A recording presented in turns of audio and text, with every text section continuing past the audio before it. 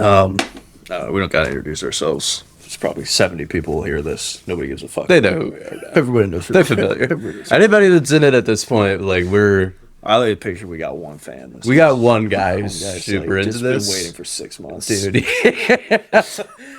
But no, let's keep chugging along because I got a lot to say about Reconstruction. But I do want to wrap a little bit on Lincoln because there's so much to say about Lincoln, and there's so many great Lincoln quotes that we don't hear about as much. But this is something he said in 1865 when the Civil War was basically over because the Confederate government had to flee Richmond. And they were talking about doing a government in exile, but most people were like, this shit is so over. It's fucking done. Just put a fork in it. So Lincoln went to Richmond and all the white people had fled the advancing Union Army. So the only people left in Richmond were the recently liberated slaves and just the ruins of this city. And Lincoln went there with his young son and was basically walking around the city unguarded and being treated like royalty. Like they were so enthusiastic to see him. And a group of freedmen like approached him. And I guess he said this off the cuff to them. This is a good quote. He said, "In reference to you colored people," that's not a great start. Yeah. Not a great start, but "Let me say God has made you free. Although you have been deprived of your God-given rights by your so-called masters, you are now as free as I am. And if those that claim to be your superiors do not know that you are free, take the sword and bayonet and teach them that you are. For God created all men free, giving to each the same rights of life, liberty, and the pursuit of happiness." Dude, that can't be like really off the cuff, right? Like surely he had to. He was he was thinking about this, and it's not dissimilar to things he was saying in the Emancipation Proclamation. He also writes, no, of course, he writes down in the Emancipation Proclamation. Eric Foner always likes to point this out to people that are completely cynical about Lincoln. That in the Emancipation Proclamation, he writes that you shall be free, and I encourage you to refrain from violence, except as a means of self-defense to protect your freedom, like something like that. Which he did not have to write in there. Yeah. But he does like to keep making this point, like, hey, kill anybody that tries to re-enslave you. Because this is the Civil War, was just listening to Matt Christman talk about it, and he would say, like, it started off, like, with abstract goals of union and saving the Constitution, but the sacrifice needed that material gain of abolishing slavery. And once they committed to that revolutionary step, they're not backing off of it. And we're going to talk about how we meet and miss that moment.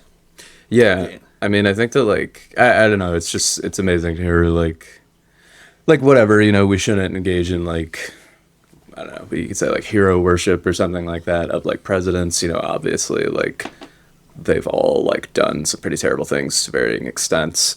But I mean, it's just amazing that it's like I don't know, how can you hear something like that from Lincoln and like come away with some conclusion that like, oh yeah, Lincoln actually sucks. Like, dude, like, fucking, I don't know. It's, I guess, there's a conversation to be had about like the way his views might have or might have not changed, like in the course of the Civil War. Listen to our last episode about. Well, I do want to talk about. We're going to talk about how Johnson's a complete reactionary, and. The word reactionary actually means is not just conservative, like trying to halt social progress, but trying to undo progress that's been achieved or is in the middle of being achieved. And reacting to that. This is what Karl Marx said after Lincoln's death. He said that he acts with slowly maturing steps, never retracing them, and is one of those rare men who succeed in becoming great without ceasing to be good.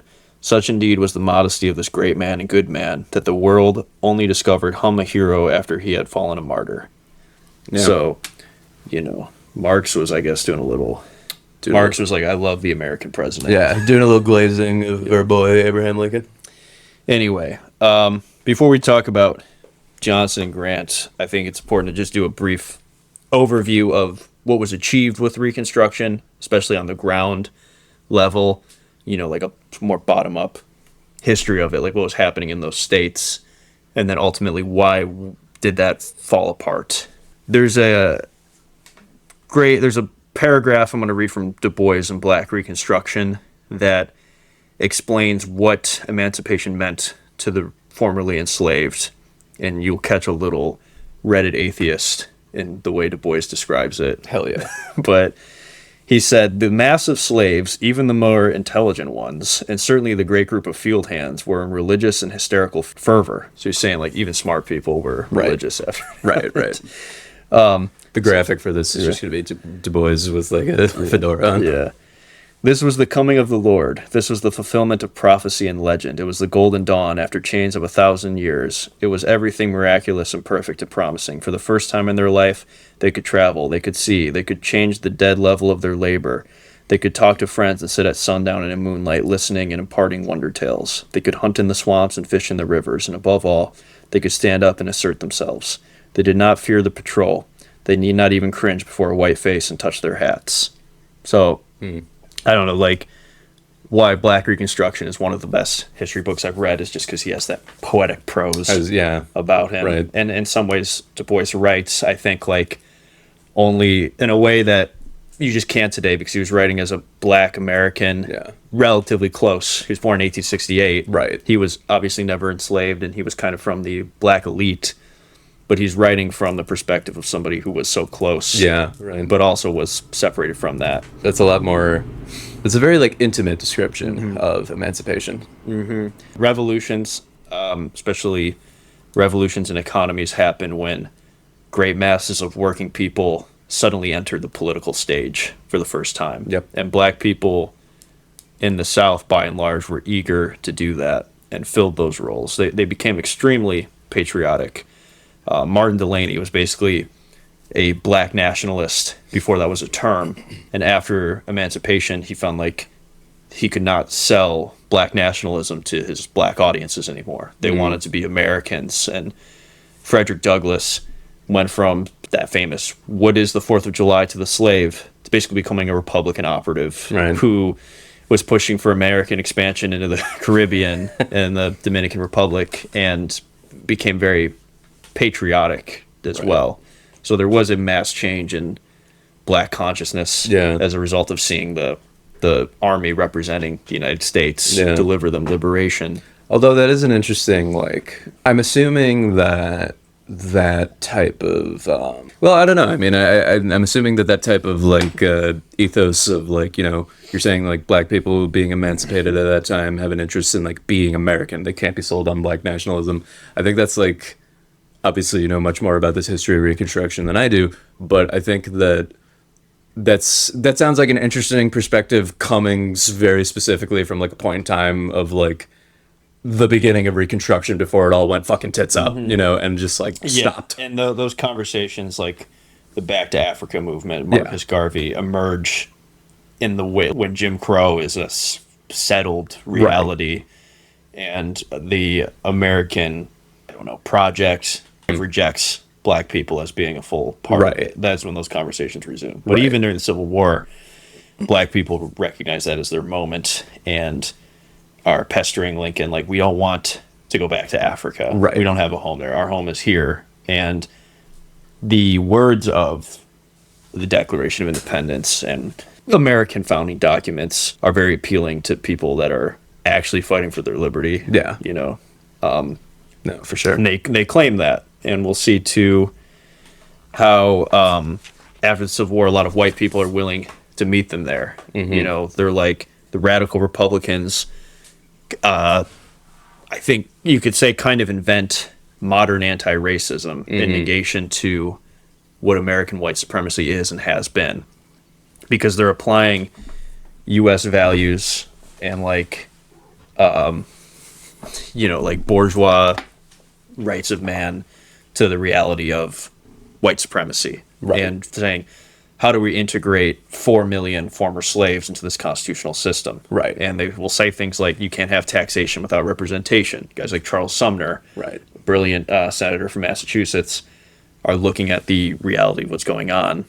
And within the framework of the Constitution, and it's unfortunate that nobody, I guess, was recognizing this moment as a time to overcome the Constitution. Because the Constitution is a framework designed to depress popular democracy.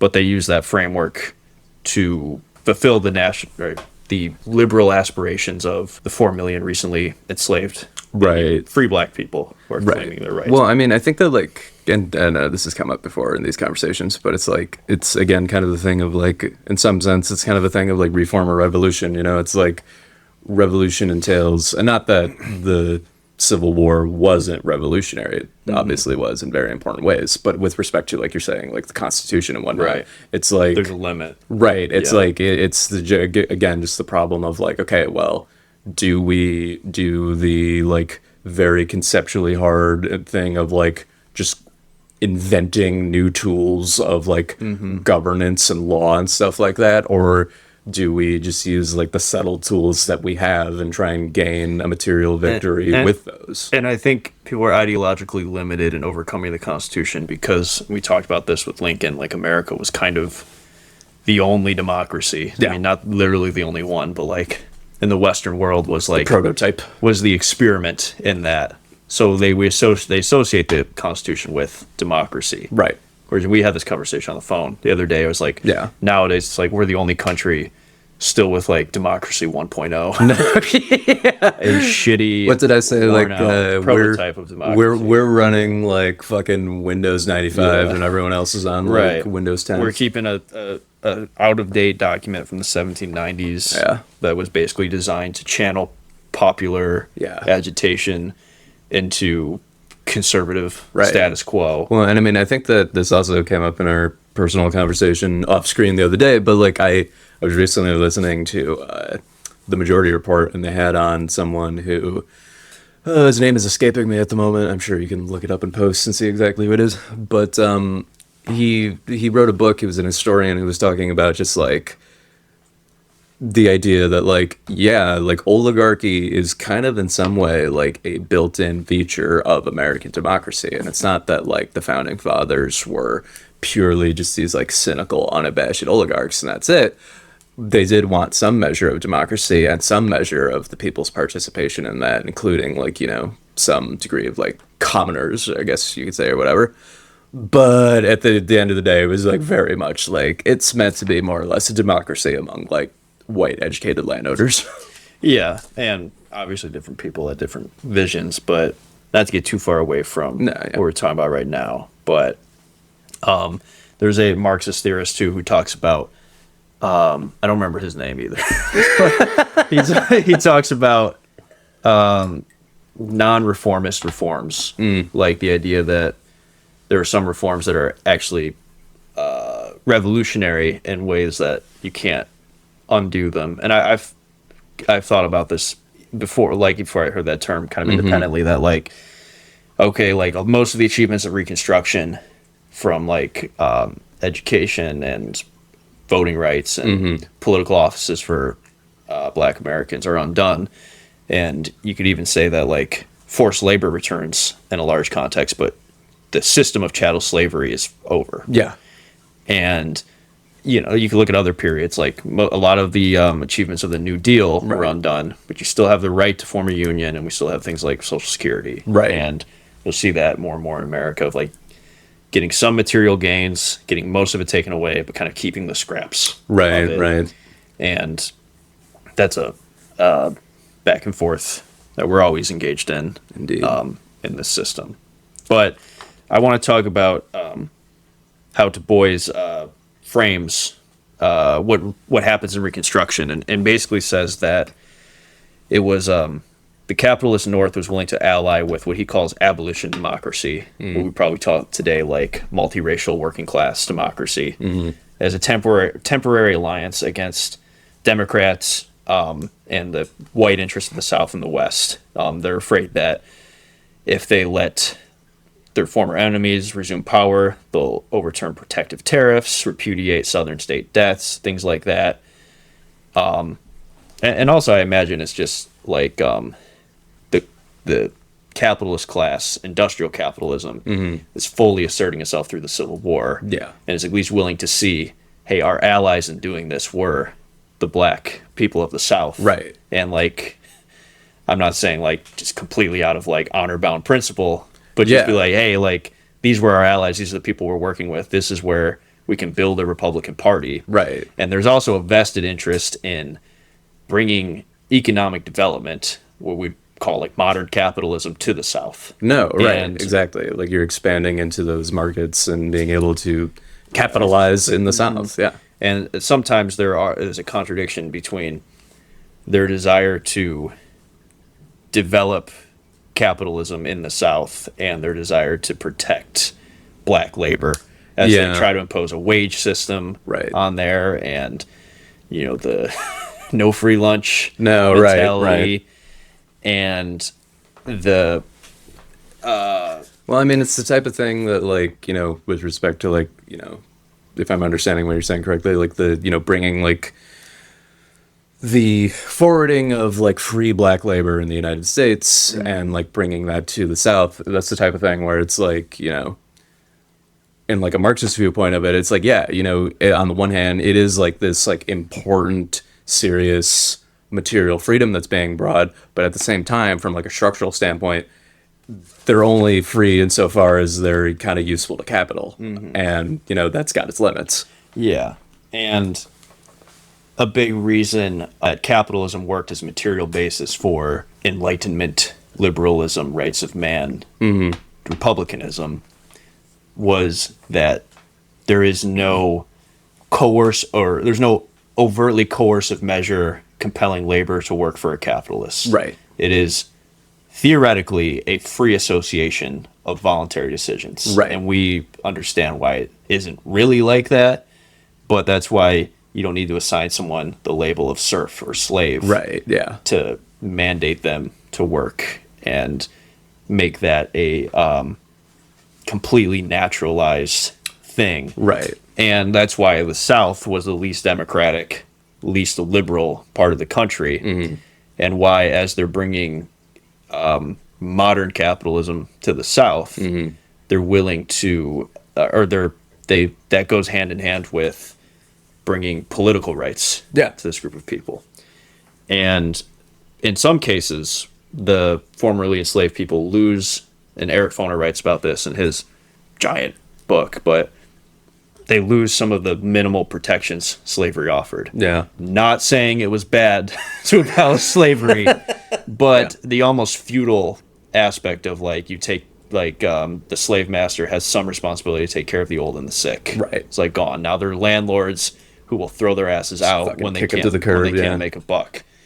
And the need to, like, the commodification of black bodies, Yeah.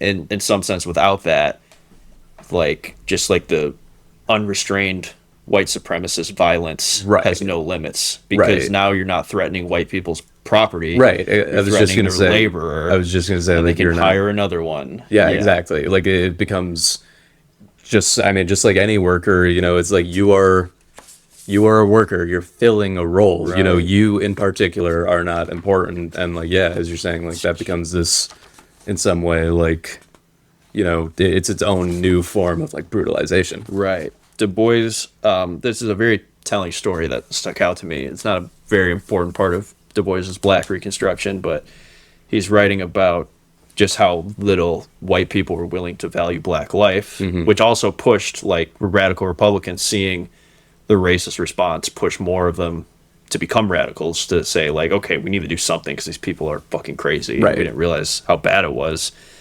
But Du Bois says, in Alabama, Mississippi, and Louisiana, it was said in 1866, the life of a Negro is not worth much there. I have seen one who was shot in the leg while he was riding a mule because the ruffian thought it was more trouble to ask him to get off the mule than to shoot him. Jesus. So, Christ. yeah, so, like, there's just, black life is valued at nothing. No, I mean, that's honestly, yeah. like, an incredible, like, holy shit. Yeah, like, that's a very visceral... It's the way you treat a pest. Basically, yeah. But I am trying to talk about the good things that happened in Reconstruction. It's hard because- to, like, tee up this whole conversation when it, like, all ends and then it all went to shit. Is like the but anyway. The most significant social achievement of black workers was the public school system. So it had existed in the North, and we talked about why in a more modern capitalist, or I guess even like pre-industrial capitalist sense, it made sense to have an educated workforce. But there was no such thing as public schools in the South before black labor built them and created them. Mm-hmm. And a lot of Christian reformer types, especially white women in the North, go and work in these schools, and it's almost like an evangelical kind of mission, like not spreading the gospel but spreading education. Right. I don't think you see another population in human history for whom education was more viscerally important than these recently emancipated slaves. Right. Because they knew while they were enslaved that literacy was the key to their freedom, and that it was denied to them. And now they are encouraged to become literate. Right. This is the thing that's going to actually realize, all those pretty words about emancipation. Right. And, we've talked like the right-wing project of naturalizing hierarchy was sort of saying like, the white supremacist argument at the time was you cannot integrate these people into the political system because they're uneducated, they're illiterate, they're going to fall tricks to demagoguery, they'll just vote how their landowner or their boss tells them to vote. And the response to that was to say, like, yes, they are ignorant, too ignorant to fully participate in democracy at this moment, but that's a very fixable problem. Right. And whose fault is that? And they're very motivated to fix it. So the white supremacists have to pivot to, they're just innately inferior and it's not even worth trying. Right. But they weren't wrong that there was a literacy that made it difficult for them to participate in democracy. It's just that, hey, like, they're fixing that right now. Right. And that was an artificially placed barrier. Right. It was an artificially placed barrier that they're extremely motivated and they were in the process of overcoming. And it part of like the natural leaders of the black community, like there were not that many black people who were not enslaved before the Civil War, especially in the South. But that group of people, religious leaders, the small number of black bourgeoisie kind of fill the role of like natural leaders of the black community and are overrepresented in these constitutional conventions that rewrite Southern constitutions. But there are a huge number too of former slaves who went from, picking cotton under the threat of a lash to recreating state constitutions in a year. Because every Southern state rewrites their constitutions. It's popularly imagined that only black people are doing this, but it's only in South Carolina are black people even a majority in the Constitutional Convention. I was gonna say, like, I can't imagine, like, in raw numbers, it's a huge. Yeah, it's a lot of previously marginalized whites that call scallywags, like whites that were loyal to the Union or were unenthusiastic Confederates, even white carpetbaggers or Northerners that moved to the South for business or political opportunity. We got to bring back like terms like that, scallywag and carpetbagger. Man, that's awesome. Carpetbagger, people still throw them. I was gonna say, like, that one is here, but that one just means like somebody who moves somewhere to get the political office. Yeah, no connection to that. But fucking scallywag, dude, that rocks. Yeah, that's a good term. But they rewrite these Southern state constitutions to be amongst the most liberal and democratic in the whole world, basically. And eventually, like, even after Jim Crow takes over, it takes a generation to fully repudiate these constitutions. Yeah. So, like, these gains are not like all the gains of Reconstruction are undone overnight. Yeah. But it takes a while because the insurgent white supremacy wants to make sure that, like, they don't overstep and get undone like they did when they tried to impose black codes. Right. But eventually, most of these constitutions are replaced.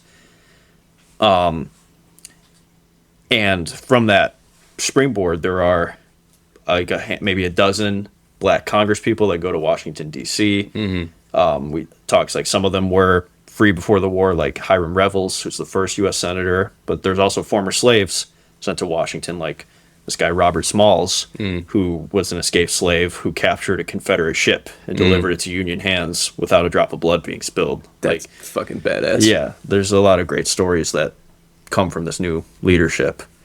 But beyond that, there's hundreds and thousands of black office holders in smaller local offices, like state legislators down to sheriffs and tax collectors. Right.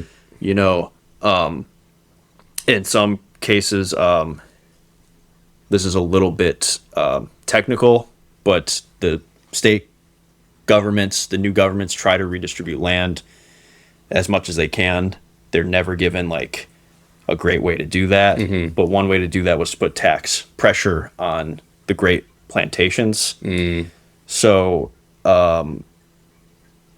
like South Carolina was the only state that did a radical plan of land redistribution, where they were buying land, and in some cases, I think even seizing land and redistributing it to the black population, even to some poor whites. And it said, I think Foner said that 1/7 of the black population ended up with their own land, South Carolina.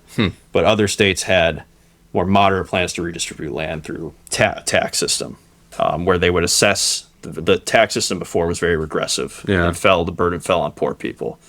But now poor small landowners were temporarily protected from seizure. Like they put caps on how much land you could take from somebody. And it's like poor people were not losing their land from debt, but they were assessing the value of these rich plantations to give them a tax bill.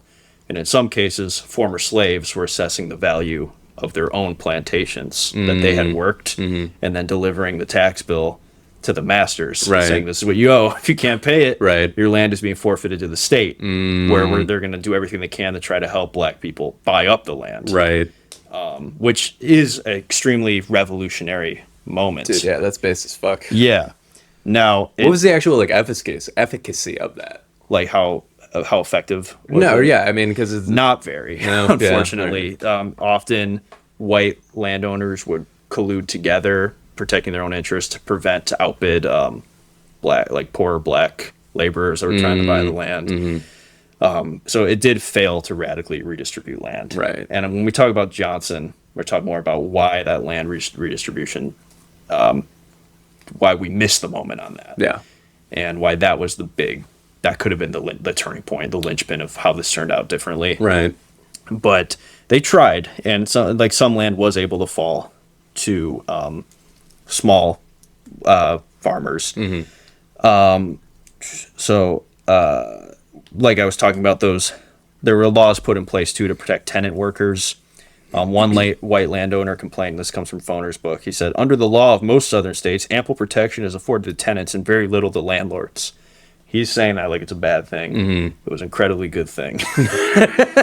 And we're just going to keep saying this part, like, I wish this thing stayed this way. Yeah. But they didn't.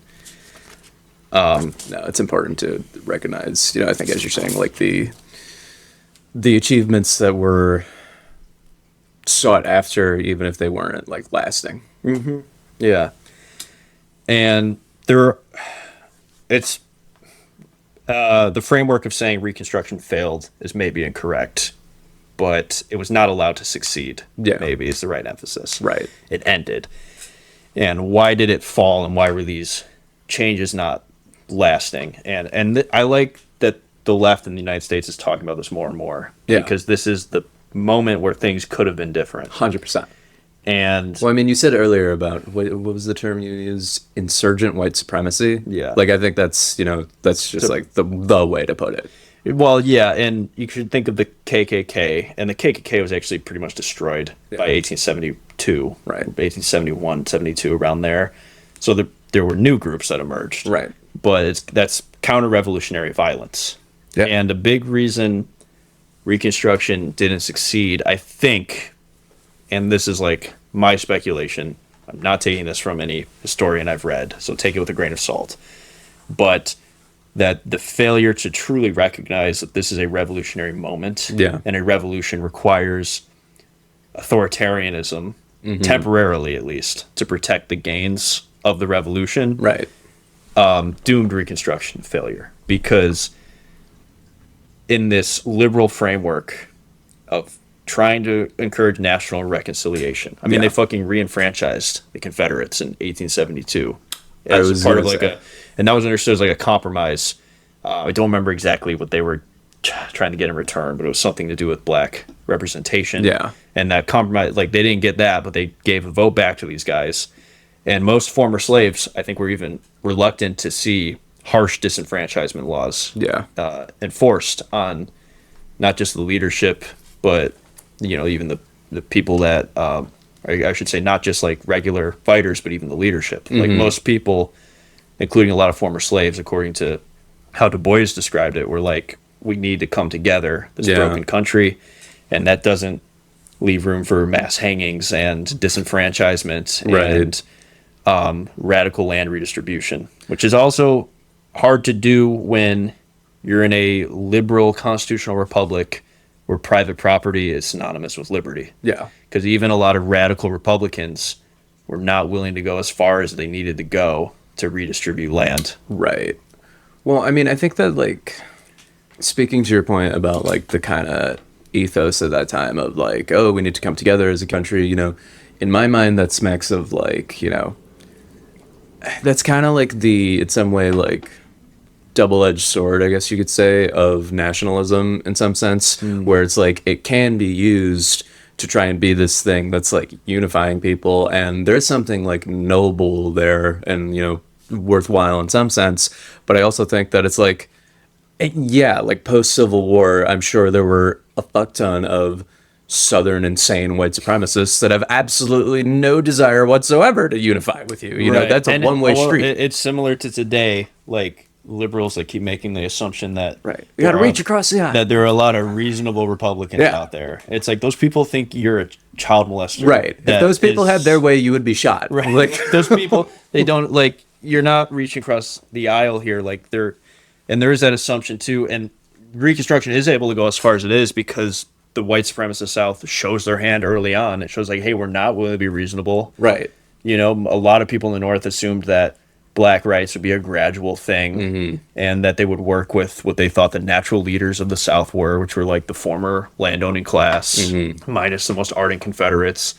But by and large, that group of people gave the game away by immediately instituting black codes. Right. And that forced a recognition that we need to go further, but didn't go far enough. Well, right. And I mean, I can't say I know much about, I mean, I don't know if you did any reading about like the, you know, like the lead up and the circumstances surrounding the 1872, like the Amnesty Act or whatever. But it's like, my understanding on the broad strokes of this is that it's like, yeah, any of the like political penalties, disenfranchisement or whatever that were existing previously were undid. And that's why, you know, as you were saying a few minutes ago about like, it took a generation or so to like really, you know, instill like Jim Crow into this society. That's because it's like, oh, suddenly like you have the ability for like ex-Confederates to be like judges and shit like that, you know, who are going to be deciding these things for literally like a generation to come. And I mean, that's why I said I think that, you know, putting it as like insurgent white supremacy is a fantastic way of putting it, because it's just over the course of decades and, you know, 1,000 little decisions here and there and laws passed here and there ultimately are leading up to, you know, as you're saying, like the, you know, perhaps not like the failure of Reconstruction, but absolutely not allowing it to succeed. I'm going to read a quote from somebody who was alive contemporaneous to this period. I want you tell me if you can identify who this is. I think you'll be able to. This person said, "A revolution is certainly the most authoritarian thing there is. It is the act whereby one part of the population imposes its will upon the other part by means of rifles, bayonets, and cannon, authoritarian means, if such there be at all. And if the victorious party does not want to have fought in vain, it must maintain this rule by means of the terror which its arms inspires in the reactionists." That is Friedrich Engels from his essay on authoritarianism, which I do have some qualms with, but I mean, I take the point. Well, I think... I mean, yeah. That's a separate podcast, Sure, but we'll talk more about that. But we'll watch our episode. That vision, he's not wrong, and there's something to that. And the thing is, like, that does not look like Jefferson Davis going to prison for 2 years, and getting out and live his life, or Alexander Stevens returning to Congress within a generation. I mean, like within a few months, but yeah. You know, it's like that guy should have been a corpse in the wind. Not a, exactly. And but the other thing that, you know, so we talked about the failure to assert control through authoritarian means. We talked about the failure to go far enough, and I'm not saying like socialism was on the table in this time period, because even like land ownership, which is not generally thought of as compatible with a socialist project, but like land ownership was the aspiration of the masses of black labor. Right. You know, instead of being reduced basically to a peasant class. But yeah, the failure to redistribute property in a more equitable way because of the framework of ideology. But the other aspect is, and this will lead into Andrew Johnson, the failure of white and black labor to realize common interest. Yeah. And what Du Bois called the wages of whiteness, the psychological value of white supremacy in place of any material benefit. Right. Although there is material benefit to white supremacy, but limited from the masses of white workers. Right. You know, the Freedmen's Bureau, which was established towards the end of the war to help refugees, to help the formerly enslaved, also helped a lot of poor white people who were displaced. Land redistribution in public schools also helped poor white people. But that class could not see past their conditioning and their racism, and their whole lives had been framed to understand the threat to their class position not as the aristocracy of landowners, but as black labor, Right. outcompeting them. And they couldn't overcome that because the aristocracy of landowners was so naturalized, so unquestionable. Their dominance was so assumed that most of the masses of white workers and farmers couldn't overcome that. Right. Well, I mean, And- it's the same thing as, God, what's that quote from 100 years later? Like, it's either LBJ or Nixon when it said the thing of, like, Yeah, Yeah. it was LBJ. I think. you convince the poor- the lowest white man that the highest black man is, like, the one pick, or is his real enemy, and they don't notice you picking their pocket or whatever. Right. And then Johnson says, well, he'll empty his pocket for you. Yeah. And Yeah. Johnson was a complicated person, but he was right about that. No, yeah. And that leads to Andrew Johnson, because he was the poor white president, Yeah. even more than Lincoln. He was a former indentured servant who ran away from his master when he was like 18 or 20 or something. He was a tailor, a working man whose wife taught him to read. When he was young, he was a member of a utopian socialist party in Tennessee.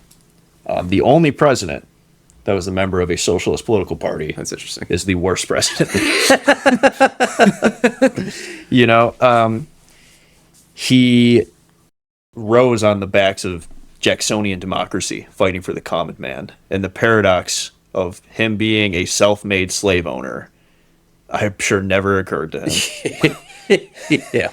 But he despised the white aristocracy of the South. Right. But his hatred of them was rooted in personal feelings of being slighted. Right, yeah. Like he was never accepted as one of them. 'cause He just didn't- got cheated out of that game. It was like they never saw him as one of them. He had to work hard to get his slaves, and they were handed it. You know, Just petty shit. petty. It was petty and personal, and it was never based in any real sense of class consciousness. Because like the poor whites, he hated black laborers more than the white aristocrats did.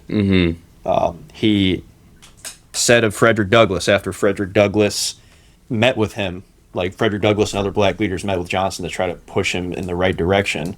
Right after Frederick Douglass left, he turned to somebody and said, "I know that damn Douglass. He's just like any other N-word, and he would sooner cut a white man's throat than not." Like he just had it to his bones, his racial hatred. And Douglass wrote about too.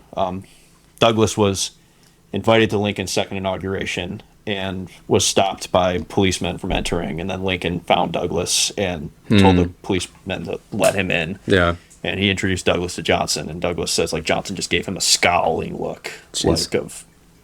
Like, what are you doing Right. here? You don't belong here. But Johnson was a completely contradictory person, because at other points before he was president, he pitched himself to black people. He was like, probably got fucked up on whiskey and was like, "I will be your Moses. I will lead you to the promised land." Hell yeah. He was initially extremely punitive to the landowning wealthy white class of Southerners. And even Ulysses S. Grant had to go to Johnson and say, like, please don't try to prosecute, I think, Robert E. Lee, because that would violate the parole I gave him when he surrendered. But then at some point, Johnson flips on that and decides that the only thing that matters is soothing his vanity.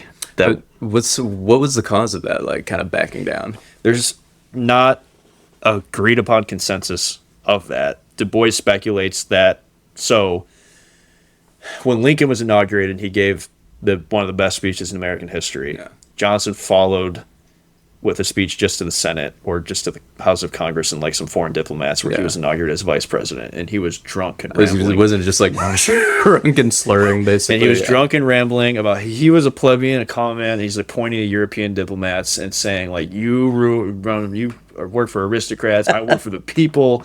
And it was an embarrassing shit show. Hell yeah. He was unintelligibly drunk, and the newspapers tried to type out what he said, and it's just slurred speech and mispronounced words.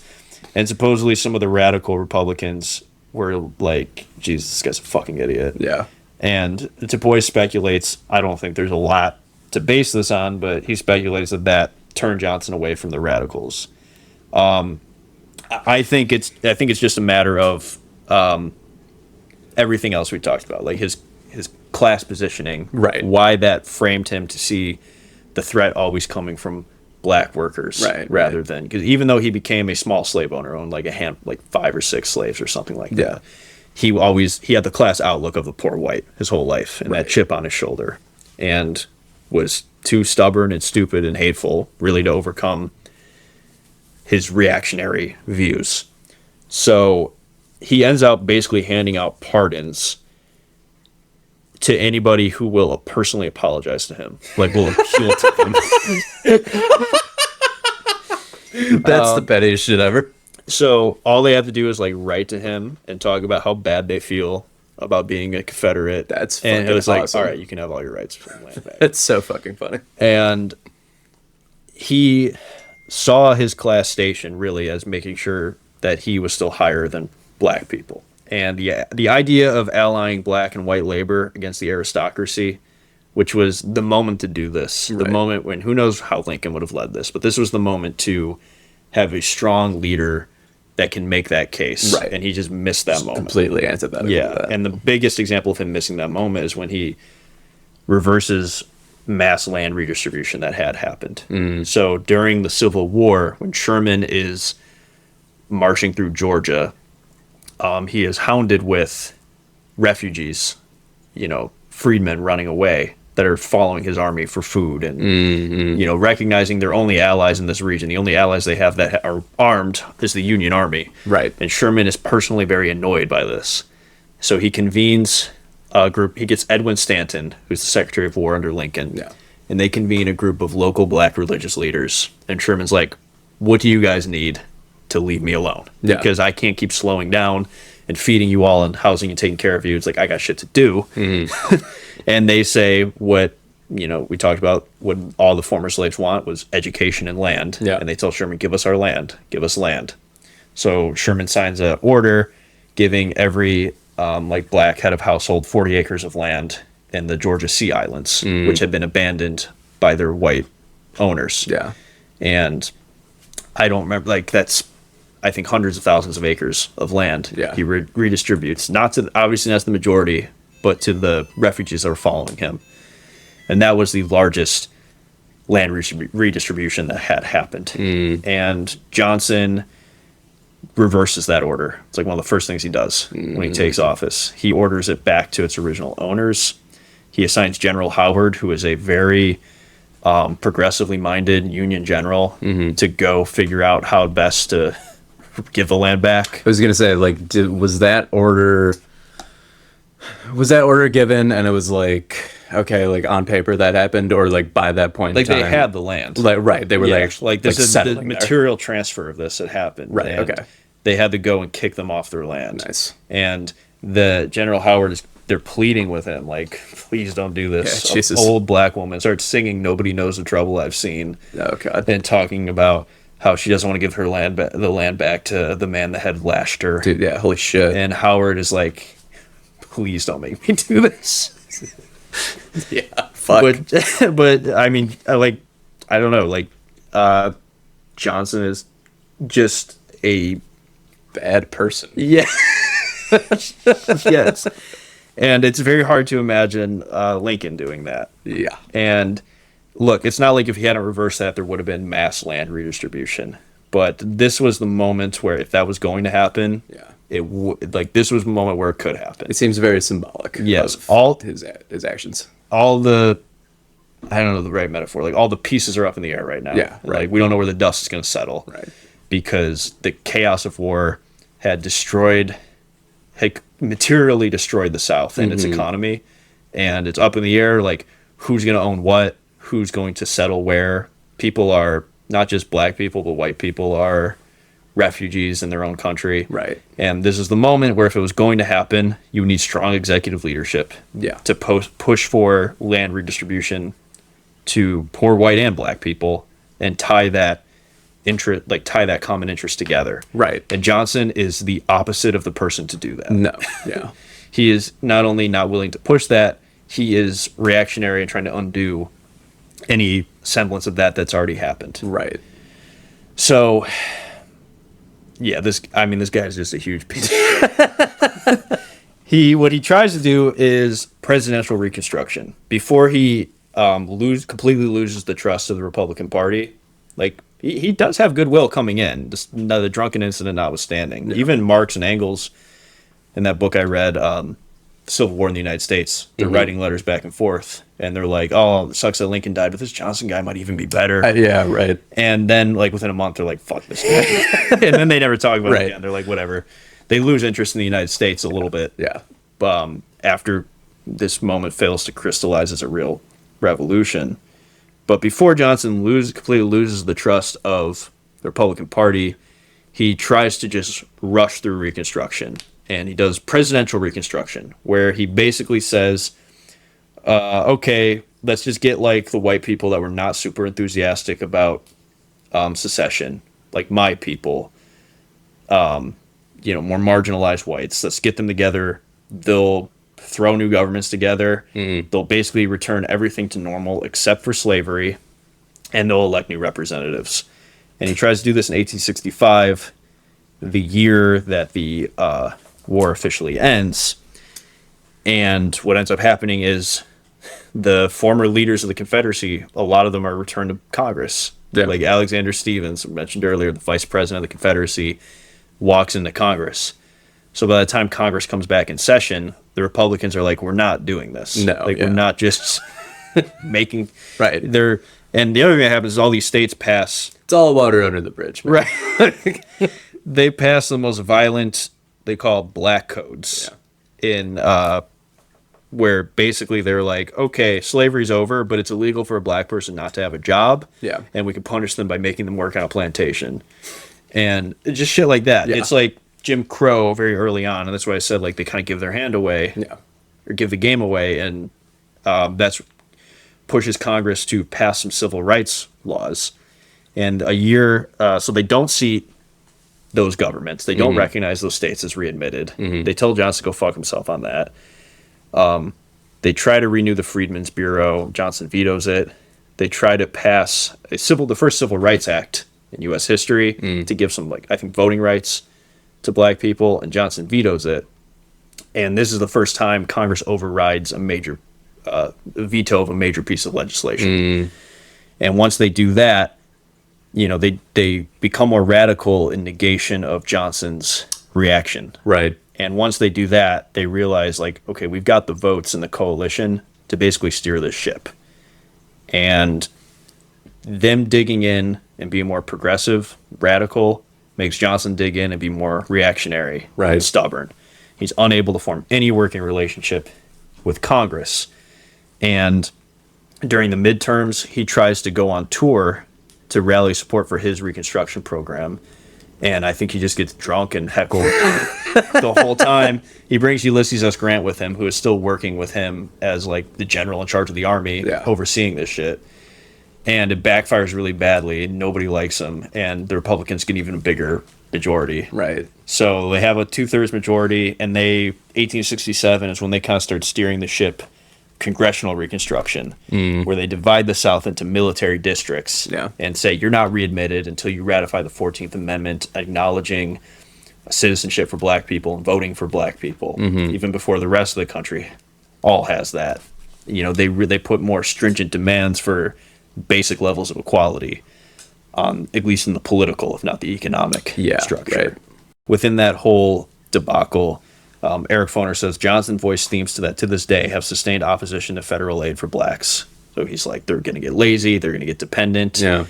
You know, they're inferior. People don't say that. Politicians don't say that today, narrative. But they talk about like, oh, they've got backward culture, or whatever. So another reason this period of history is so important to understand is because I think white supremacy, as we understand it today, in a post-slavery context, it's crystallized here. Yeah, absolutely. And as is anti-racism. Right.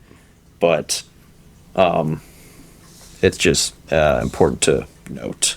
Yeah. No, I mean, it's the post-Reconstruction, or the Reconstruction period and post-Reconstruction, I mean, like, really, yeah, as you're saying, I think, like, the crystallization is a good way to put it, is that it's, like, this was the moment, and I mean, I guess this is, like, kind of the broad theme we're hitting on, it seems, is that it's, like, this was a potentially revolutionary moment that failed to, so a lot of the actors involved failed to meet that moment. Yeah. Yeah. And it's not, a lot of good things were accomplished. It's just not enough to last the onslaught of reaction. Yeah. And Andrew Johnson is the worst person you could have had. He was put on the ticket, actually, because he demonstrated a great deal of moral and even physical courage by being the only senator from a Confederate state not to secede. And part of that was because he did not have any identification with the leaders of the Confederacy. Right. And the slave-owning class. Yeah, the aristocracy that spurned him.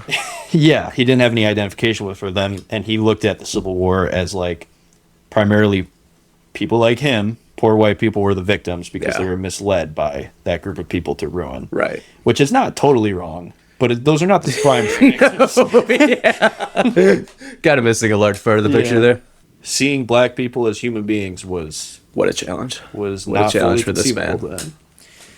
But there is a good quote I highlighted from Karl Schurz, who was a radical German immigrant who became a Republican, who said about Reconstruction, "Nothing renders a society more restless than a revolution, but half accomplished." That's good. That was good.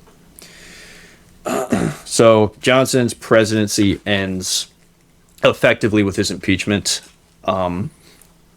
So Congress hates his ass so much that they are basically trying to make him a completely impotent leader. Nice. And they say that he does not have the power to fire executive branch officials, which was pretty much understood as something a president could do. Yeah. So they passed a law called the Tenure of Office Act that he needs approval to remove a cabinet member. And Johnson says, fuck you, and tries to fire Edwin Stanton, who was a Democrat who became a radical Republican, just to spite them. And he tries to put Grant as a temporary Secretary of War. And Stanton hates Johnson also, so he barricades himself in his office for months. Sick. Doesn't leave. People bring him food.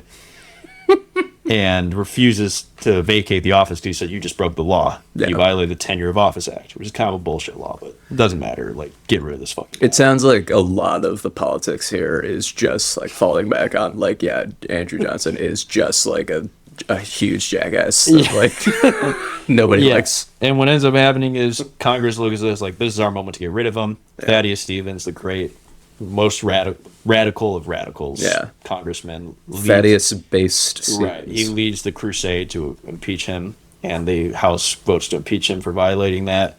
The Senate acquits him by one vote, because you need 2/3 of the Senate to remove someone from office. So it is pretty remarkable that they almost got 2/3 of senators to fire him for kind of a bullshit reason. Like, he just hated him so much. Right. And that, I think it would have put... Another example of man of the Senate standing in way of progress. I think if they removed him, it would have put Schuyler Colfax in office, who ends up being Grant's VP and is a solidly radical Republican. So that would have been good, but nope. Senate stopped something good from happening. More at 10.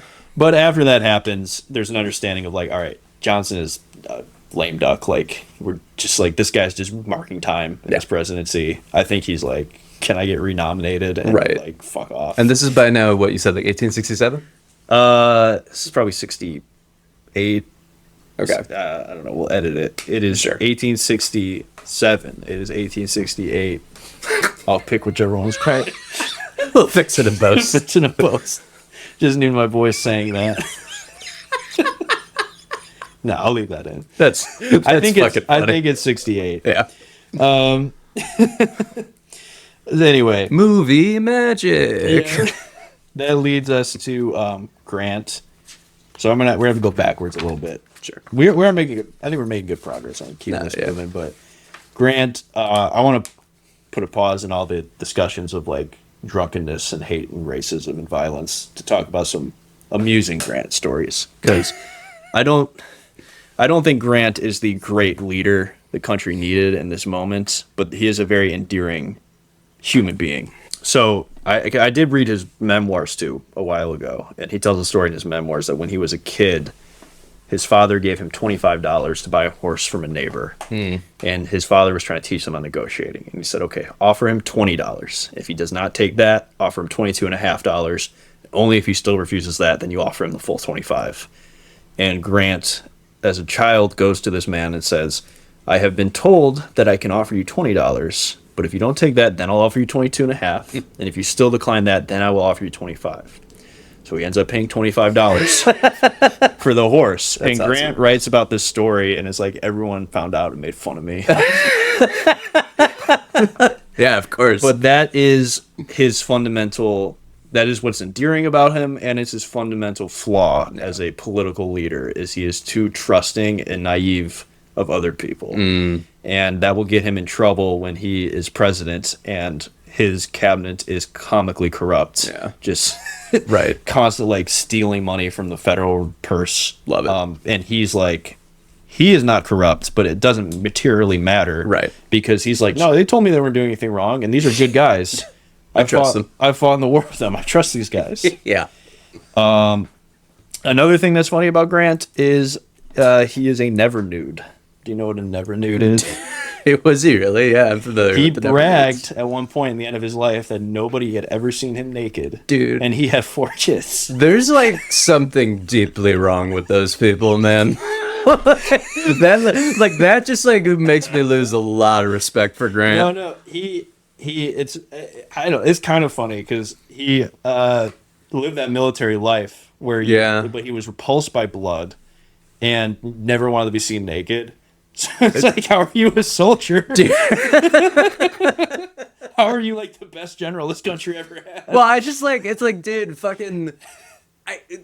we went to the Ulysses S. Grant house in Galena, Illinois, and it's just like, you're sitting in a fucking bathtub with your fucking undies on. Like, what's wrong with you? No. I don't mean he literally could never be naked. I mean he could never be seen naked by anybody. And see, I've like heard that. Okay, like I don't think he kept his underwear on all the time. Well, no, I feel like maybe I like have a fundamental misunderstanding of never nudes, but like I thought that like the thing with never nudes was like, well, they aren't naked. I should not have said he was a never nude. Okay, I was exaggerating a little bit. Okay, but fair enough. Supposedly he bragged that nobody had ever seen him naked. His initial name was not Ulysses S. Grant. That was never his name, and this is very fitting with who he was as a person. His name was Hiram Ulysses Grant, and people made fun of him because his initials spelled hug. Nice. And growing up, he got made fun of and teased for that. Sick. And then his father, without telling him, nominated him to West Point and said, "Okay, you're going." He did not want to go. He was praying the school would be there. Congress was debating cutting funding to West Point, and he was praying that would happen, so he wouldn't have to go on the train there. By the way, I'm getting a lot of this from Ron Chernow's Grant, which I read a while ago. But and then when he got to West Point, they had accidentally marked his name as Ulysses S. Grant, and he just said "fuck it" and made that his name for the rest of his life. Hell yeah! Because that was easier to do than to fix the clerical paperwork. That's so awesome. He's a go with the flow kind of guy, and he made a lot of friends at West Point, who would end up being on the opposite side. The war as him. He ended up fighting in the Mexican-American War, which he said he regarded as the most unjust war ever waged by a stronger nation against a weaker one. Because he saw, at least in hindsight when he's writing his memoirs, that it was bullshit. But the way he writes about Mexico in his memoirs is beautiful and poetic, and like this, it's very much worth. It's not like politician memoirs today, which are ghost-written bullshit. Right, yeah. It's like, this is high literature. Yeah. His book it's very well written. And after he got out of the Mexican War, he was a failed tanner. He ended up living in Missouri and was trying to build a farm, and he named it Hardscrabble, the log cabin he built. And his father-in-law was a slave owner.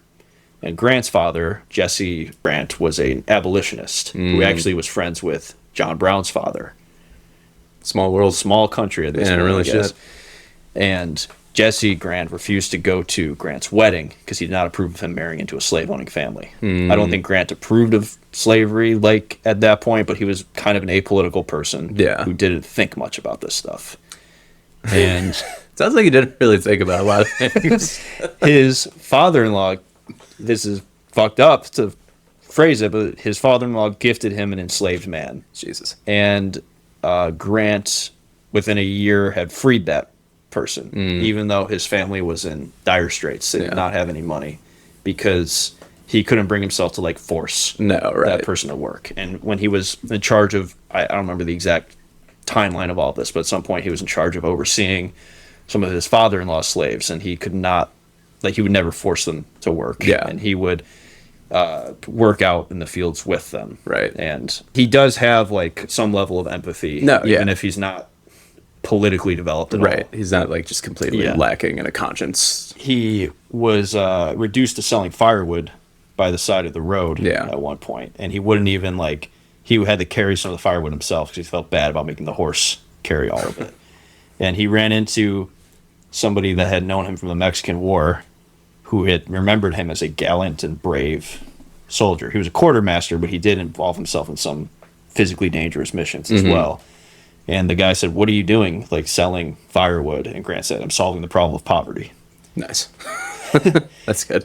Now, I'm emphasizing a lot of this because it's important to understand the class makeup of the Union Army versus the Southern Army. When Grant meets Lee at Appomattox to accept his surrender, he is wearing dirty, like unwashed uniform, smoking a cigar. He's surrounded by an army of commoners. And the Union Army had shred its aristocratic level and had elevated people based on merit. So, and that's an important thing to understand. The president of the United States at that point was from the working class. The most powerful general was just a failed businessman.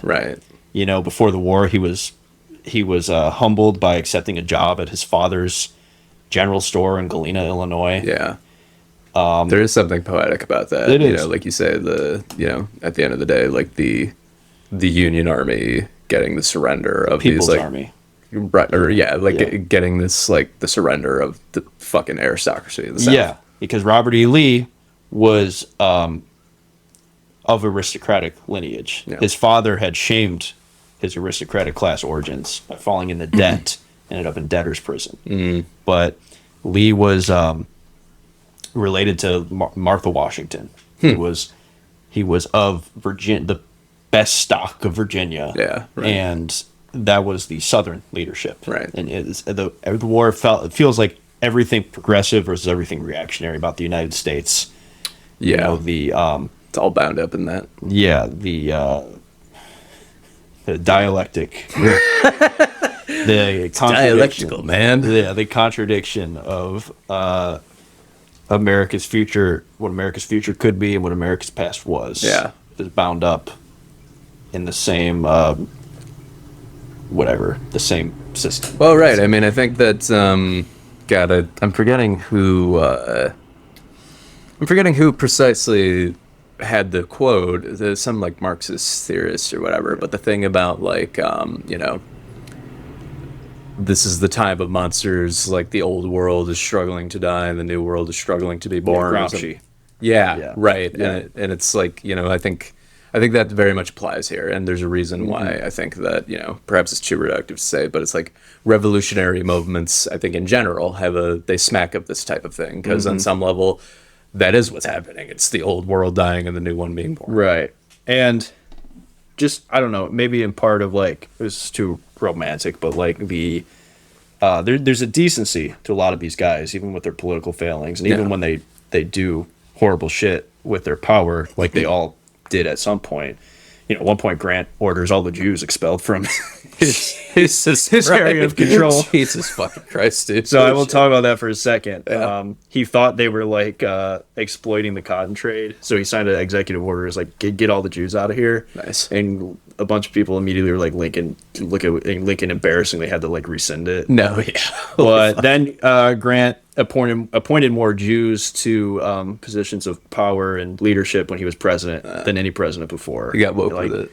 Well, he never acknowledged like what happened, but his actions show he might have felt bad about it. And I think there's a picture of him somewhere like sitting with a bunch of like really orthodox guys. That sounds hilarious. Yeah, just like very awkwardly. It's like no, like I mean. It's like born out of a goodwill, but he realized it was wrong. Yeah, I think there's a photo somewhere of him with like a yarmulke on at some Jewish funeral. Hell yeah, dude. But this is the other thing I was getting at, like the decency with a lot of these guys is because the Grant and his wife Julia were elevated from commoners to celebrity status, and Julia had crossed eyes that she was considering getting surgery to fix, and she found out the surgery probably wouldn't fix it. And this is what she recalled when she had this conversation with Grant about fixing her crossed eyes. She said, "I told the general and expressed my regret. He replied, 'What in the world would put such a thought in your head, Julia?' I said, 'Why, you are getting to be such a great man, and I am such a plain little wife. I thought if my eyes were as others are, I might not be so very plain. Ulysses, who knows?' He drew me to him and said, 'Did I not see you and fall in love with you with those same eyes? I like them just as they are. And now remember, you are not to interfere with them. They are mine, and let me tell you, Mrs. Grant, you had better not make any experiments, as I might not like you half so well with any other eyes.'" Aw, that's sweet.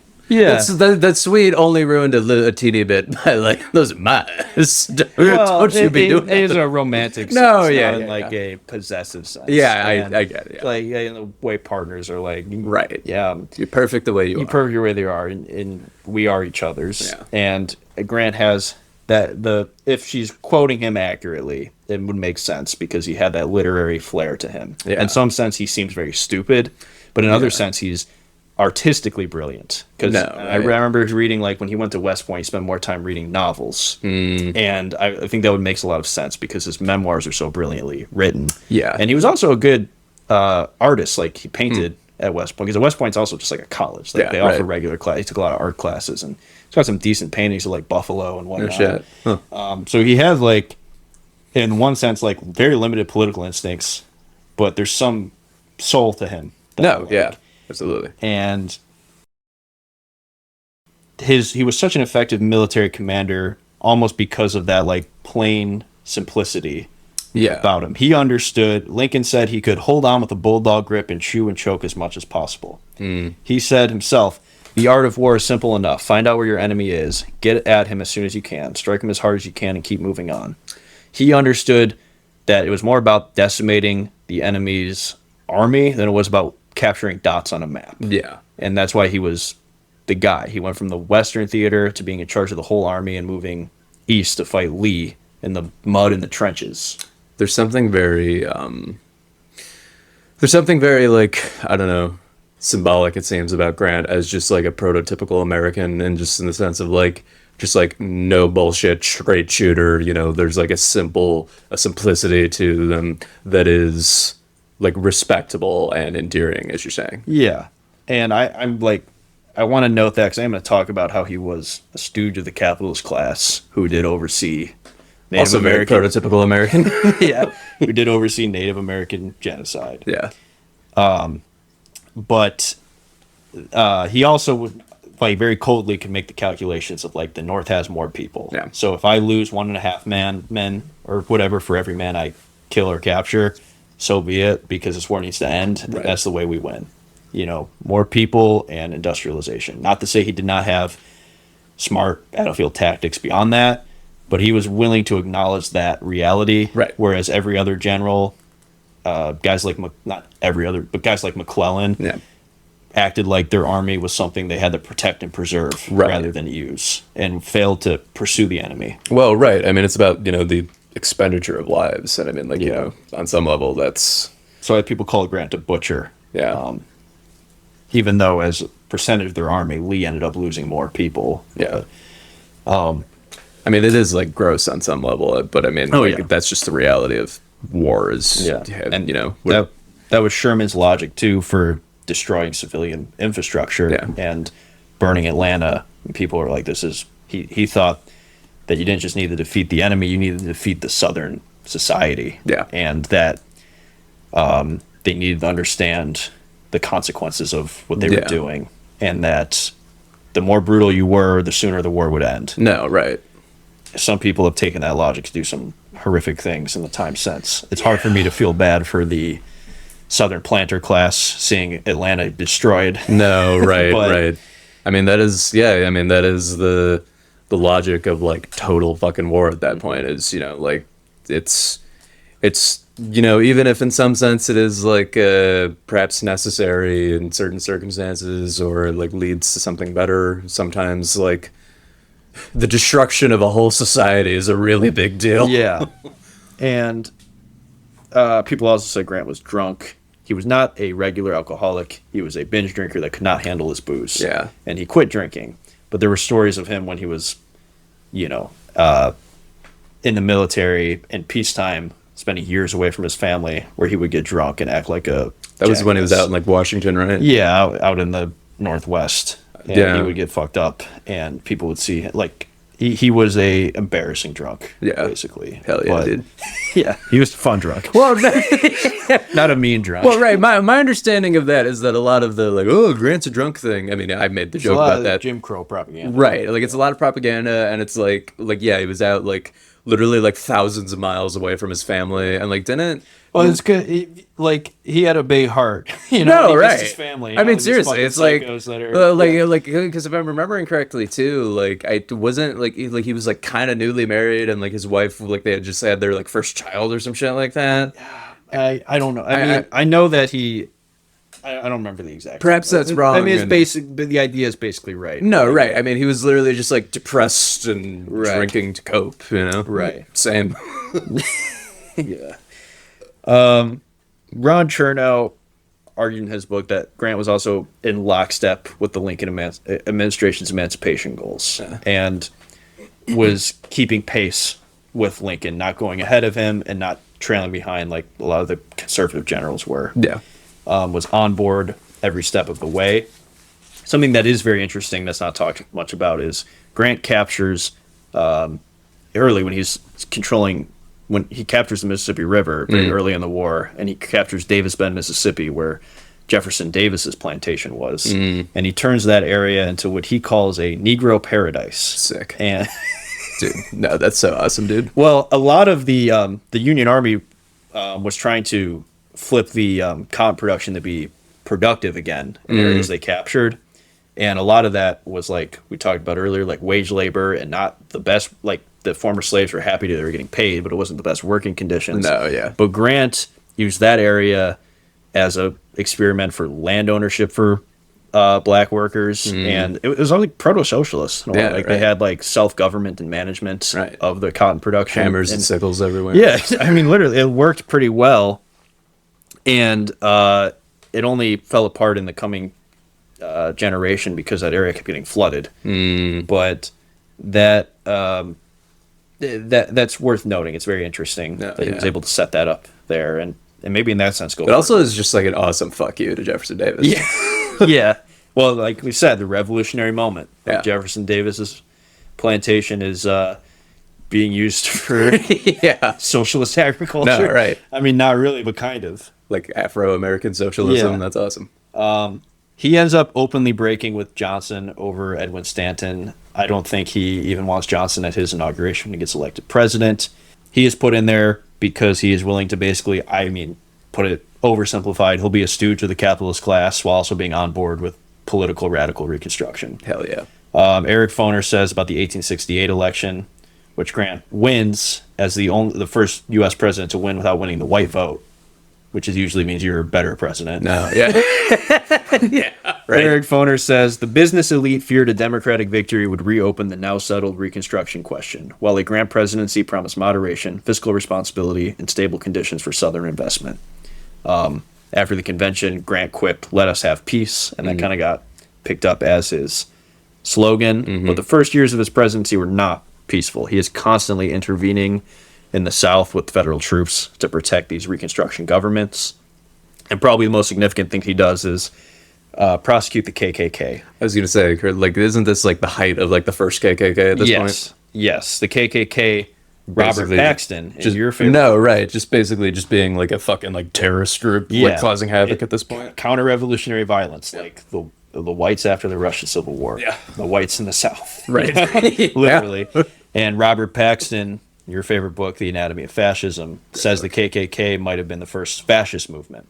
You know, they have the performance of fascism, the costumes and the pageantry and the rituals of cross burnings and lynchings and the mass movement, the internal cleansing of it all. Yeah, and they're organized of largely Confederate veterans they're pretending like they're dressing up like that because they're saying we're ghosts of the dead Confederates, and they terrorize black people that they see as getting out of line, and white Republicans, especially Northerners.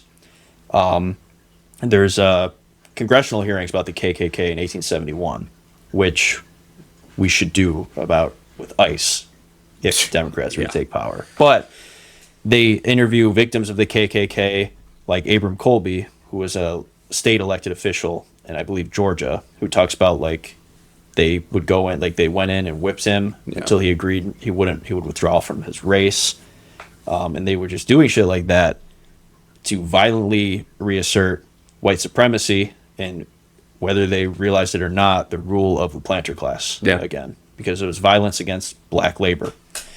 And Grant signs the Enforcement Acts to make it a lot easier to prosecute the KKK. He puts this guy, Amos T. Ackerman, who was a Confederate, but Grant puts him in his cabinet as Attorney General.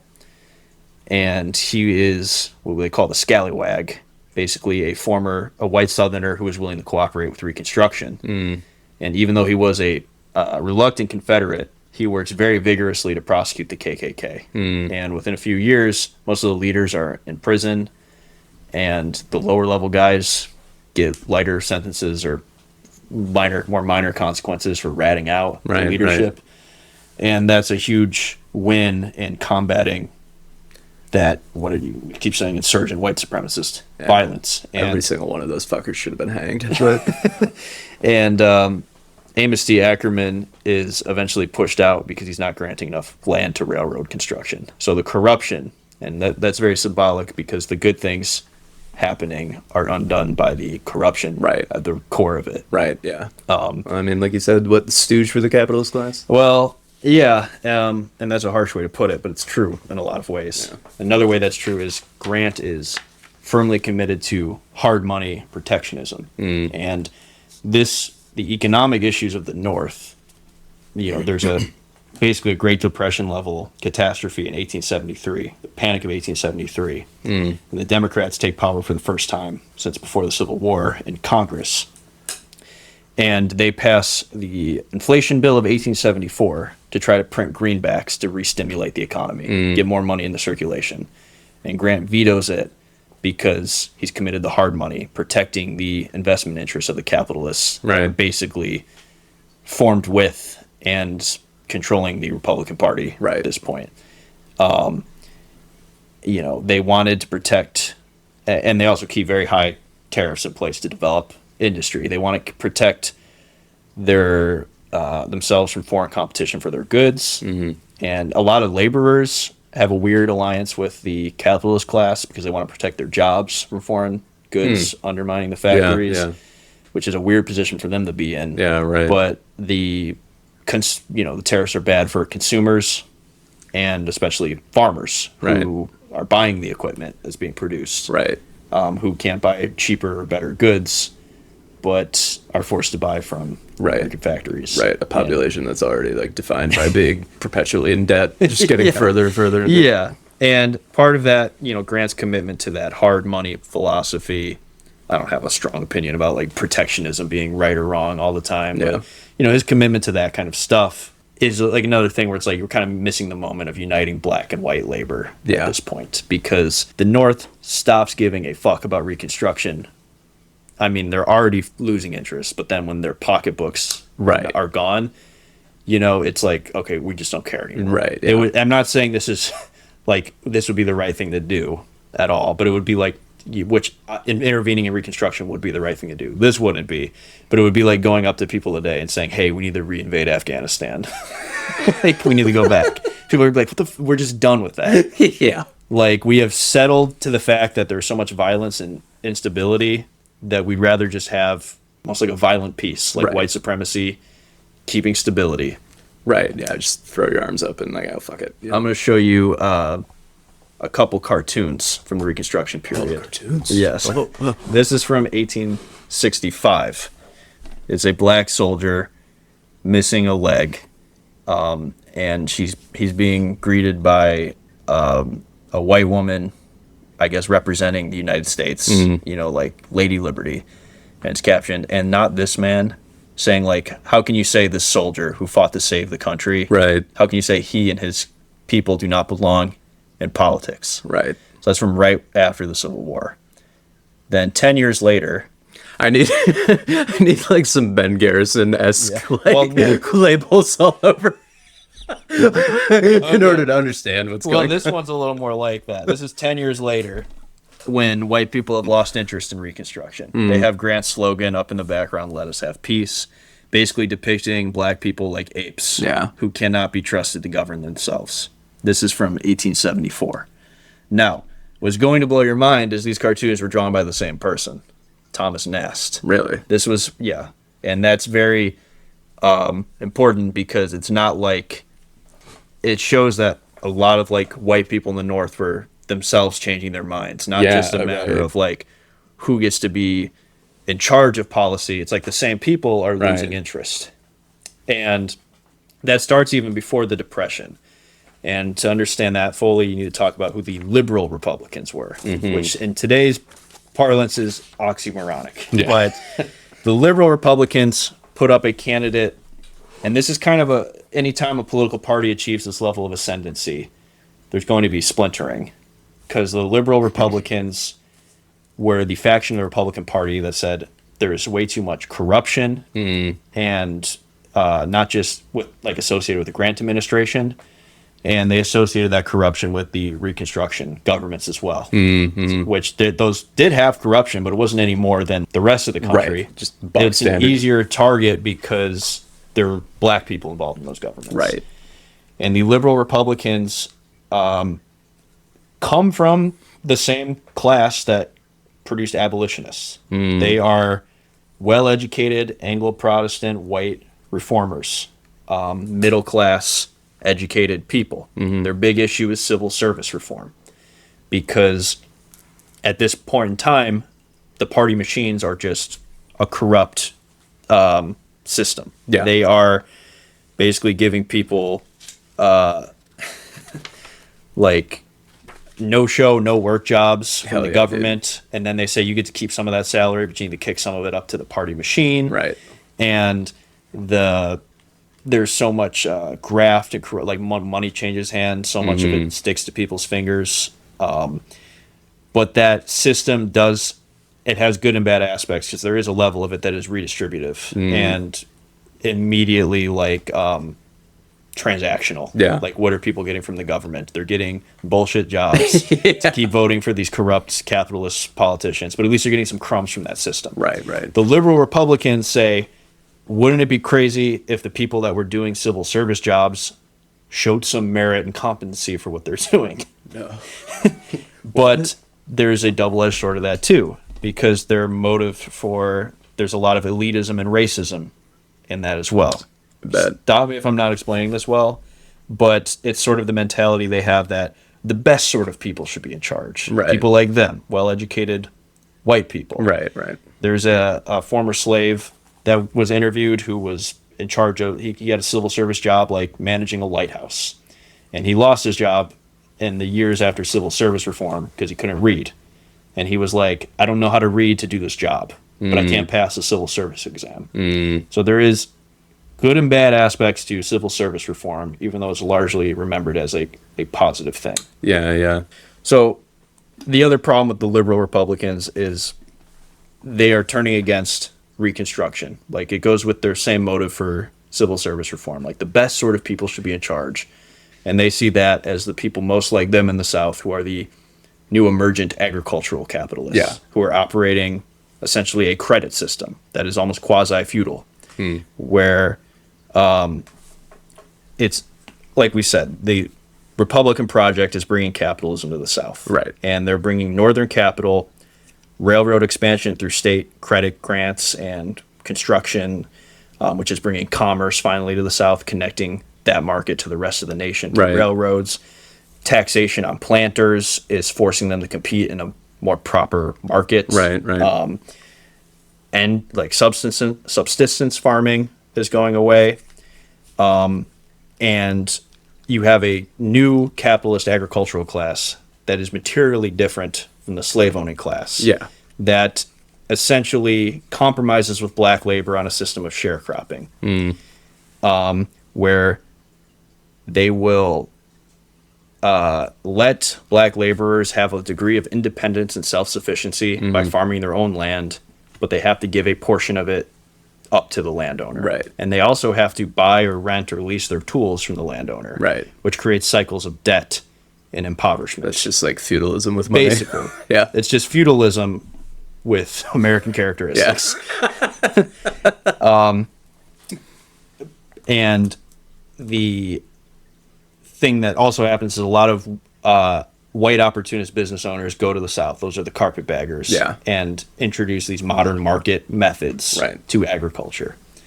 And the liberal Republicans basically think like, all right, these people can be in charge. And I will say that sharecropping was not as coercive during early Reconstruction as it became in Jim Crow. Eric Foner said only after the Depression of the 1870s and the end of Reconstruction combined to severely limit the bargaining power of black laborers would the exploitative implications of sharecropping become fully clear. But the liberal Republicans sympathize with this new group and start to associate abolition democracy, that working class, multiracial democracy, and maybe even associating blackness itself with corruption, which is their big issue they're obsessed with, is corruption. Right, right. And that's basically, this is a long way to get back to that. So they nominate a guy named Horace Greeley to be president in 1872 when Grant's running for re-election. Horace Greeley, like a lot of the liberal Republicans, is part of the middle class intelligentsia of the North, and he was a fiery abolitionist his whole life, who's now turning against black progress. Yeah, right. And hopefully you can kind of see how like the obsession with corruption gets in the way, and like the limits of their, I guess, bourgeois liberal ideology interferes with protecting the interests of black labor. Horace Greeley had employed Karl Marx as an editor of the New York Tribune as well. Oh, shit. But he runs against Grant. It's a very weird decision. The Democrats choose not to nominate a candidate because they think their best bet is to just endorse Greeley. And it's a horrible plan. Greeley loses in a landslide, then dies before the Electoral College can count their votes. So they just have to give their votes to a bunch of random people. That's awesome. But even though the Liberal Republican project failed immediately, in the long term it wins. As the capitalist class of the North, the memory of black labor as their natural allies recedes. They start to see people like them in the South, the agricultural capitalist class, and are willing to basically consent to a monoparty of Democratic Republican capitalists who just divide the country regionally. Yeah. And that liberal Republican project succeeds in the long term, I guess, in a lot of ways. Not completely, but, you know. And it's interesting when Horace Greeley runs, if you contrast him with a guy like Roscoe Conkling, who is the most corrupt capitalist politician. Roscoe Conkling has the friendship and trust of Frederick Douglass. He is willing to stay committed to his erstwhile allies in the South to build a Republican Party there. He has no real ideological basis. Versus Horace Greeley, who was this abolitionist his whole life, journalist, is on the wrong side of that issue. But I'm going to talk about how Reconstruction ends from Grant's perspective. Post-Depression, people are losing interest in Reconstruction, like we talked about. Right.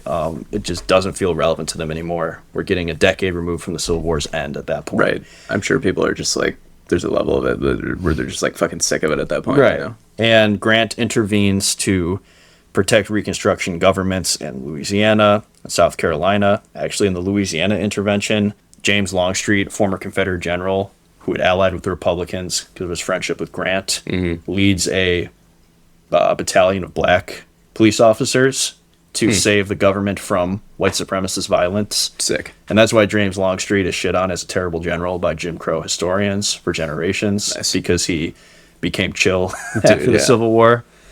But after those interventions, Grant is getting shit on in the press for it. He doesn't have the political courage to stand on business there. So Mississippi has Governor Albert Ames, who was a Northern Union general, and they are overthrown because Grant refuses to intervene, because party allies tell him that if he intervenes, the GOP will lose gains it is getting in Ohio. And he says, fuck it, fine. Nobody wants to do this. I think he ends up regretting doing that because the Mississippi plan becomes the template for how these Reconstruction governments will be violently overthrown. But that is the start of the capitalist class of the North accepting that they won't build a Republican Party in the South. Right. That they're better off consolidating the Republican Party in the North. Right.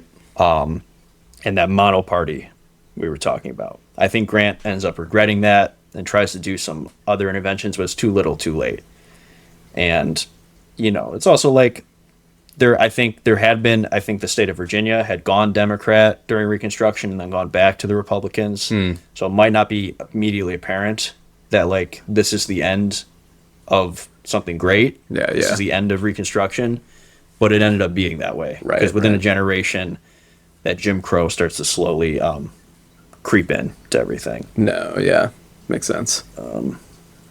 Before we talk about some more bad stuff with Grant, talk about his Native American policy. It's worth talking about the story of how he died. You talked about how we've been to his house in Galena a few years ago. I've been to that Galena house twice, and I've been to his death house in New York State once. So I got to hit and I'm still on their email mailing list. So they send me stuff every couple weeks, promotional stuff. So you got to have another trip to New York. Yeah. His death. So he actually tried to be president again. After his presidency, he went on a big world tour. Do you know the only country he was not well received in? You had to guess. You probably wouldn't know this. I have no idea. No. It was not well received in Ireland because he had a reputation as an anti-Catholic bigot because he supported an amendment to separate.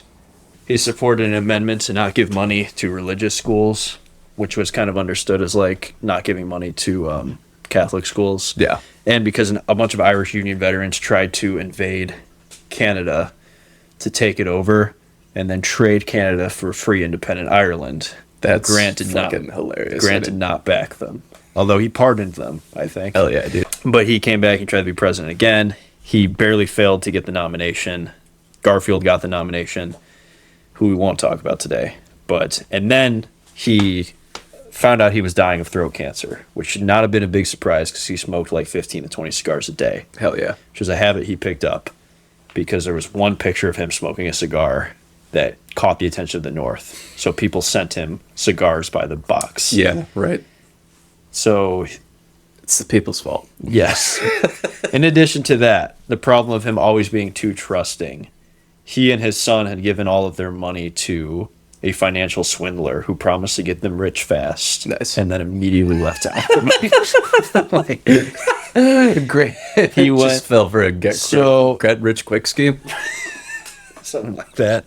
Ron Chernow called this guy the Bernie Madoff of his day. Hell yeah. But Grant was reduced to having zero money and dying imminently. And he had like a stoic thing about him, I guess, like his whole life, where he's just like, well, fuck. It's like what it is. Yeah, it's like when he was at Shiloh and he got whooped badly the first day. Somebody went up to him smoking a cigar and was like, we sure had the devil's day, didn't we, Grant? And Grant was just like, well, we'll lick him tomorrow. There you go. That was his attitude. He's like, well, I don't want to leave my family destitute. Yeah. So he finally accepted an offer to write his memoirs. And again, he gave his he signed a contract. He was about to sign a contract with a publishing company that was not going to pay him very well. Yeah. He'd be like $10. Yeah. He's like, let's do it. And then he talked to Mark Twain, who happened to be good friends with him. And Mark Twain was like, let me publish your memoirs, please. Yeah. Like, don't do this. I will get you a fantastic deal. We'll hire union veterans to sell them door to door ahead of like that was how they kind of did it back then. And Mark Twain finally persuades Grant to let Twain publish his memoirs. And they emphasize this a lot in the museum he was in. He was in tremendous pain. Dying of throat cancer is horrible, especially back then. I'm sure. He was drinking cocaine water to deal with the pain. And that cocaine water is still at the museum. And periodically, people from the DEA have to measure it to make sure nobody is taking it. I was going to say, there are people like taking out samples. It's a historical artifact, but they occasionally measure the weight or the content of it to make sure nobody's siphoning Grant's cocaine. But he could barely speak. Yeah. He was, there's a picture of him writing his memoirs, and you assume it's wintertime because he's dressed in like winter clothing. He's dressed very warmly, but it's like July. And because he drops down below 100 pounds, he's on death's door, and he is furiously writing these memoirs. Right. Just like fucking he can't even against the clock. He can't even lie down to sleep. He has to sit up because he's in so much pain. Oh, Jesus. But he finishes the memoirs like 3 days before he dies. Nice. Like, he just gets them out, and they end up making a nice chunk of change for his widow. And it's a great read as well. Like, he didn't get to live, I guess, in the critical reception they got. No, yeah. But people have assumed for a long time that Mark Twain must have written them because they're like, he never showed like any literary talent. This fucking idiot never. Or like, they're just like, we never realized he had this. And I think Ron Chernow or people like have gone to look at the original transcript of the memoirs to compare his handwriting to be like, yes, he definitively wrote these memoirs. Yeah. And it's a great read. But unfortunately, his Native American policy is not a great thing. Oh, no. Well, I mean, historically, in some cases, better than what was on the table, because he wants to end corruption in the Bureau of Indian Affairs. I believe he points a lot of like Quakers, like religious people, like the one area where he's not horribly corrupt. Yeah. It's like one area where it matters because he appoints people that are not there just to graft money off of it that's supposed to go to different native tribes that are becoming like wards of the state. Right. But in practice, like the most progressive thing somebody could be at that time is an assimilationist. Like, oh, they just need to live like white people. No, that's not the most progressive thing somebody could be, but that's the limits of most white people. Like what was on the table at that point. That's a limit of what most white people are willing to think of as conceivable of forced assimilation. Although, I mean, no, I was going to say, like you said, like, well, in some respect, his Native American policy wasn't as bad as what's on the table, but it's like... What's on the table is not good. It's not saying much. And it's another thing where he listens to the wrong people, because William T. Sherman is a great historical figure, but is a genocidal maniac with Native Americans. Nice. And his project was, we're going to genocide the buffalo. Nice. Because so many of these Great Plains tribes, the Sioux, the Cheyenne, they're dependent on following the buffalo for kind of a hunter-gatherer lifestyle. Like the material basis of their societies is largely dependent on the masses of buffalo herds. Right. So you have a policy where like trains will pull over and white people will just get out and shoot buffalo for fun. Jesus Christ. And just waste them. And you can find pictures of buffalo skulls. I was going to say that there's a really famous photo of that just Mm-hmm. enormous like mountain of skulls. If you ever read Lonesome Dove, there's a very interesting part, and that book is kind of written in the aftermath of like the genocide of the Great Plains Indians. And there's a part where I think the character Gus comes across a guy who's just compulsively stacking buffalo skulls, and it's haunting to read about. Yeah, That's what was happening. And Congress passed a bill to save the buffalo, and Sherman convinced Grant to veto it, which is not. That's pretty. Yeah, that's not good. No, that's not good. And the Black Hills was a sacred site for the Sioux. That's where Sitting Bull and Crazy Horse, the Sioux warriors and leaders, destroyed Custer's cavalry to protect the Black Hills, because that was land that was promised to them. Then white people found gold there, and they were heavily coerced and pressured to give it up. They're just like, they needed 3/4 of like adult males to sign a treaty ceding the Black Hills, and they just couldn't get it done. And Grant was a willing conspirer to steal the Black Hills, to like fake a pretext for war there to take it. No, right.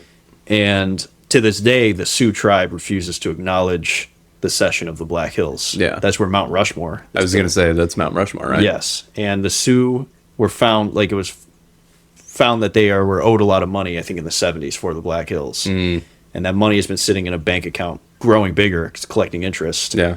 Because they refuse to accept it on principle to this day. They're like, that's not yours. No, right. And that's why Mount Rushmore is such a problematic thing. Yeah. Because it's like, we chose some very blatantly stolen land. No, right. To build a shrine to our leaders on. Yeah.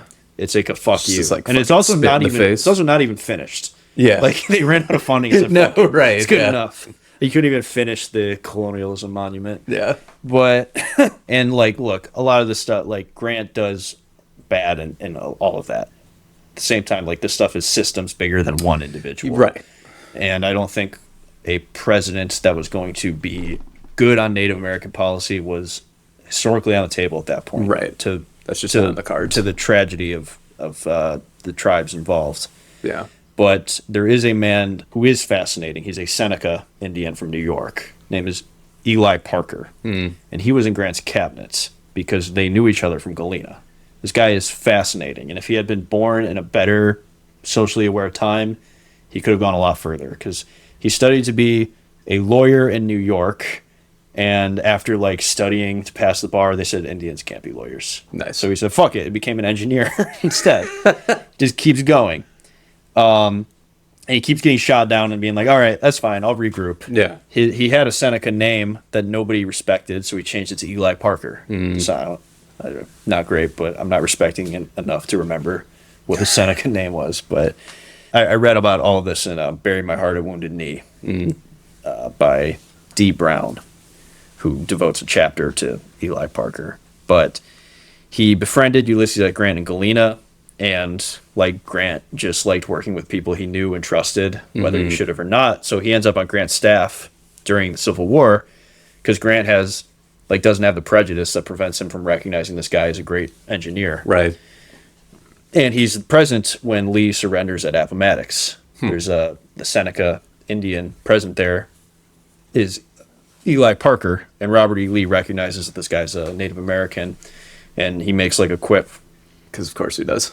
Well, not like he doesn't make like a racist one. He says, I'm glad to see there's one real American here. Yeah. And Ely Parker says, we're all Americans. And it's a very like poetic moment. Yeah. I was fully expecting something like racist to come out of Robert E. Lee's mouth. No, I mean, Robert E. Lee is a horrible person, but he is humble in the moment of surrender. No, yeah. He expects to be taken prisoner. It's almost like a little like gallows humor, like making a light comment in probably the worst moment of his life. Right, yeah. But as Grant puts him in charge of, I think, the Bureau of Indian Affairs. First time actual Indian is in charge of that, which should have occurred to someone. Yeah. And it's not like you look like the perspective of Native Americans this time. You can't generalize it, because Parker is you would say he's working with the U.S. government. He's more on the assimilationist side for sure. Right. But he is fair in dealing with some of the Native Americans. So earlier, like in the 1860s, there's something called the Fetterman Massacre. It has nothing to do with John Fetterman. I was going to say, what do you do now? But it was a victory of the Cheyenne and the Sioux against a cavalry of U.S. soldiers. It was like the first time the U.S. Army was completely defeated on American soil. And they had to give them a lot of concessions in terms of like what land they would be allowed to continue living on and where the Indian Agency would be built near them. And that was Red Cloud and Sitting Bull's victory as well. And because they had that victory, they got U.S. government kind of has to deal with them. Like they earn a little, I don't know, respect, I guess, from that. Red Cloud, one of the Sioux chiefs, had an issue he had to discuss with the U.S. government, and Ely Parker is trying to get him to come to D.C. to talk with the Great Chief, or whatever the Native Americans refer to as the U.S. president. Right. And Red Cloud is resistant to do that because the Native Americans see that as soon as somebody goes and interacts with and lives amongst the white people, they're like corrupted. Yeah, and, like, right. They start being more assimilationist. Right. But he eventually does. The issue they're discussing is whether or not Red Cloud can live on the land that he was technically supposed to only use for hunting, but that he thought was ceded as Oglala Lakota Sioux land. And he wanted a trading post in a place that preserved his hold over the Powder River country. That doesn't... I was going to say, tell me about what way this went completely sideways and fucked up. Well, he got the agreement to hunt on that land because they had that victory with the Fetterman thing. But he travels on what the Indians call the Iron Horse out east, and he sees this is a Great Plains Sioux warrior who sees Chicago, Washington, D.C., and New York, and it's just mind-blowing to him. Like, he doesn't realize how many white people there are. Right. He compares them to grasshoppers, because grasshoppers in the Great Plains would be like clouds, right? And they would just blow through, and there'd be like millions of them, everywhere. Just locusts. Yeah, he and some of his warriors meet at the White House. They eat like ice cream and strawberries, and they see electric lighting and doors, and he gives speeches to great mass of like white listeners, and he's just kind of mind blown by like all of the stuff he gets to see. Right. And initially, when he's discussing with Grant, it doesn't work out as well as they hoped, but Ely Parker is able to intervene and basically get him exactly what he wanted. And it's kind of a remarkable moment. Yeah. It doesn't happen that much. No, right. Holy shit. And it doesn't last in the long term. But it is a temporary victory that is very inspiring. And eventually, his relationship with the U.S. government falls apart, and the U.S. government steals the Black Hill region. And nice. Guys like him and Sitting Bull also kind of takes his place as Red Cloud becomes more assimilationist. Yeah, right. Sitting Bull ends up getting killed in exile. But it's very tragic. Like, these Indian warriors are fascinating because they have a foot in like both worlds. Like, they have to be diplomats with the U.S. government while living a kind of traditional hunter-gatherer lifestyle, and their culture is being genocided away from them, but then it's also commodified because white people are fascinated by who these guys are.